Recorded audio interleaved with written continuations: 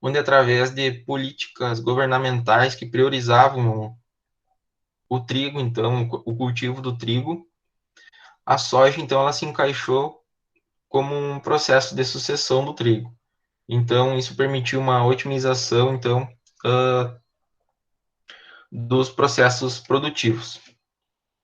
E até a década de 70, a soja, ela era, ela se limitava à região sul do Brasil, então, mais na região do Rio Grande do Sul. A partir disso, então, com o surgimento de novos cultivares e o melhoramento genético, no início da década de 80, então, foi introduzido a cultura da soja na região centro-oeste do Brasil, onde, através do processo de melhoramento, conseguiu deixar o período juvenil da cultura mais longo, então, aumentando o período vegetativo, atrasando a floração, então, em latitudes com dias mais curtos. Após isso, então, se teve outras características da cultura que foram modificadas, como a estatura da planta, a inserção do primeiro legume, e também elas foram melhoradas através das novas cultivares, que como foram criadas então as cultivares transgênicas, as cultivares com tecnologia RR, resistente ao glifosato, a cultivares BT, então também com resistência a algumas lagartas.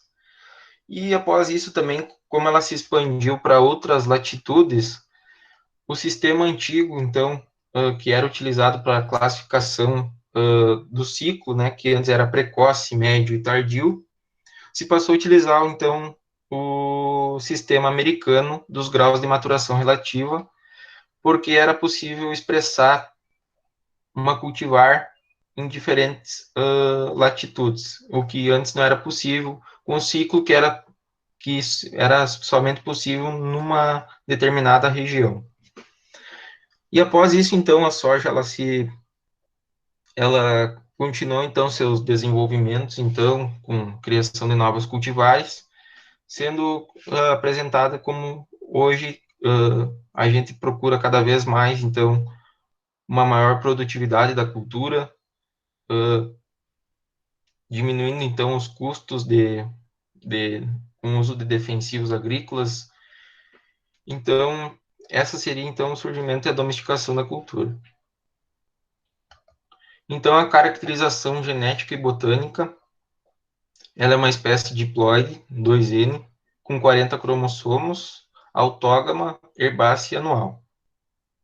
Sua posição taxonômica, então, ela é da subdivisão Angiospermae, da classe Dicotyledonai, da ordem Rosales, família Leguminosae, subfamília Papilionaceae, tribo Phaseolae, gênero Glycine e a espécie Glycinemax. Então, no Brasil, hoje, se possui um banco de aproximadamente 4.000 genótipos. Em comparação a ele, os Estados Unidos, então, ele mantém um banco de aproximadamente 15.000 genótipos, todos decorrentes, então, dos seus ancestrais chineses e também japoneses. A caracterização morfológica, então, da cultura, as raízes, então, tem a pivotante, né, que é a raiz principal, e as ramificações, que são as secundárias. Elas possuem 3 etapas de crescimento, então, a primeira etapa de crescimento é inicial, ali da germinação e emergência, e vai até o florescimento, onde ela pode crescer cerca de 2 a 3 centímetros por dia. A segunda etapa, então, é do florescimento, onde a raiz pivotante ela chega até aproximadamente 75 centímetros de profundidade, podendo variar, então, conforme a estrutura do solo. A terceira fase, então, é no enchimento de grãos, onde ela diminui o crescimento da raiz pivotante, porém ela continua o crescimento das ramificações. Então, também é importante destacar, então, a simbiose, então, com bactérias fixadoras de nitrogênio, que são essas colônias de bactérias, então, que estão presentes aqui nessas imagens. Então, o que elas fazem? Elas fixam nitrogênio atmosférico e, em troca disso, recebem os hidratos de carbono pela planta. Então, o caule da cultura, ele é herbáceo, se desenvolve a partir do eixo embrionário, ele é pubescente, então possui pequenos pelos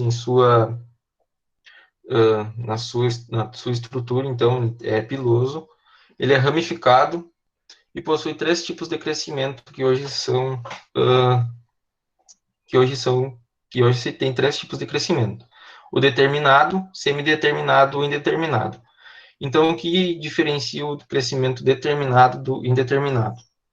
O crescimento determinado, na gema apical, então, se tem uma formação de uma inflorescência terminal, e no indeterminado isso não ocorre. Mesmo após o florescimento, o caule ainda continua seu desenvolvimento. A estatura, então, varia entre 30 a 150 centímetros. Aqui, então, na imagem, nós temos a primeira parte de formação do caule, então, que é o hipocótilo.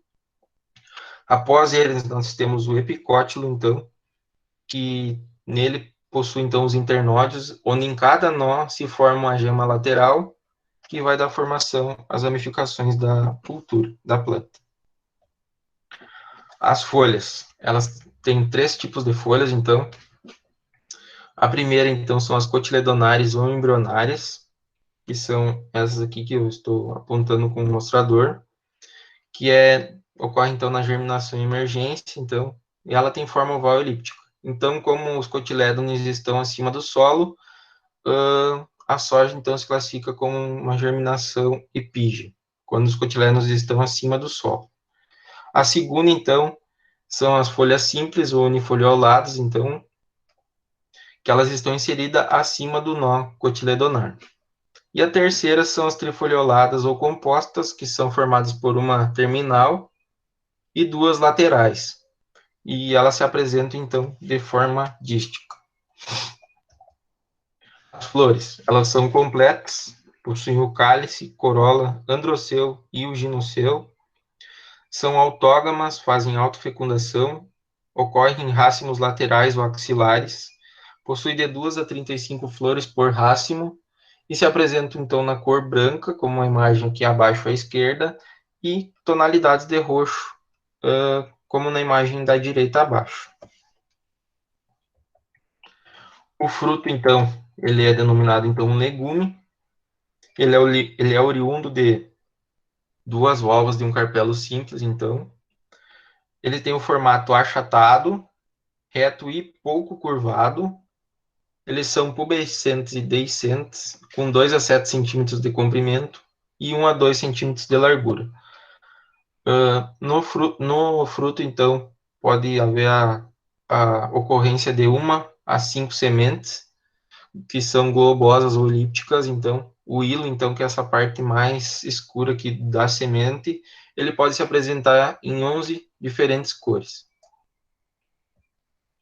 Então, a caracterização fenológica da cultura. Essa caracterização é de extrema importância, porque como nós temos os estágios bem definidos, eles se tornam importantes na hora de fazer as recomendações e manejos e práticas da cultura para obter um melhor desenvolvimento e rendimento da cultura.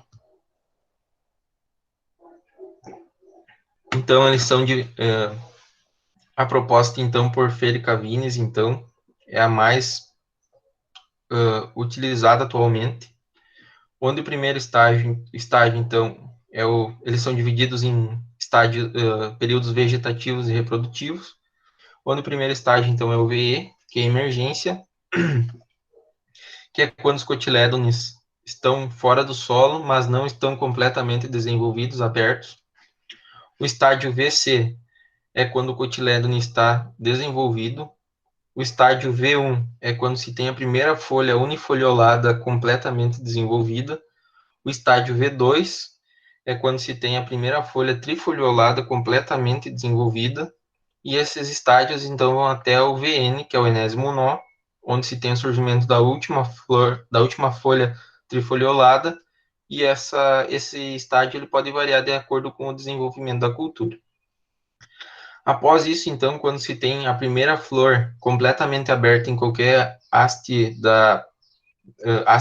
ramificação da haste principal da cultura, então se tem o R1, que é o início do florescimento. Após ele, então, se tem o R2, que é o florescimento pleno, o R3, que é o início da formação do legume, o R4 é quando o legume está completamente desenvolvido, e o R5 é o enchimento de grão. Este, então, subdividido de R5.1 a R5.5. R5.1 é quando se tem as sementes, então, perceptíveis ao tato, então, quando se encosta no legume é possível notar a presença das sementes. Essas possuem granação de 10%. R5.2, então, as sementes já estão com uma granação de 10 a 25%. R5.3 já tem uma granação de 25 a 50%. R5.4 de 50 a 75% de granação. E R5.5 de 75 a 100%.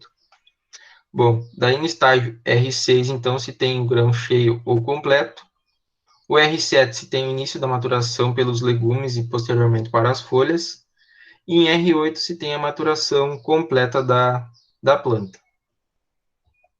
A caracterização fisiológica, ela é uma planta C3, ela é responsiva ao fotoperíodo, que vai determinar, então, a mudança dos estágios vegetativo pro reprodutivo e também vai determinar a duração do ciclo da cultura. Ela é uma planta sensível à duração das horas de luz do dia, é uma planta de dia curto, e como eu comentei, hoje se utiliza o grau de maturação relativo, que é imprescindível para determinar a cultivar, então, a ser utilizada em diferentes latitudes. Aqui na direita, então, coloquei uma imagem dos graus de maturação relativo da cultura com seus respectivas latitudes. Então, na região sul do Brasil, a gente usa em latitudes maiores, então, se utiliza GMRs mais baixos, porque a cultura vai ter o seu ciclo menor do que nas regiões com latitudes mais baixas.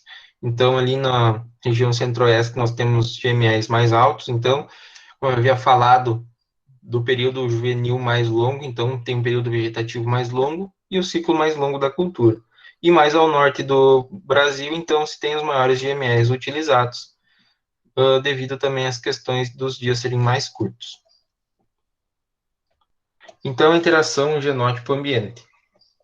Ele tem a principal, então, finalidade de um programa de melhoramento para qualquer espécie cultivada é a recomendação dos genótipos que mais vão entregar produtividade e rendimento de grãos, né?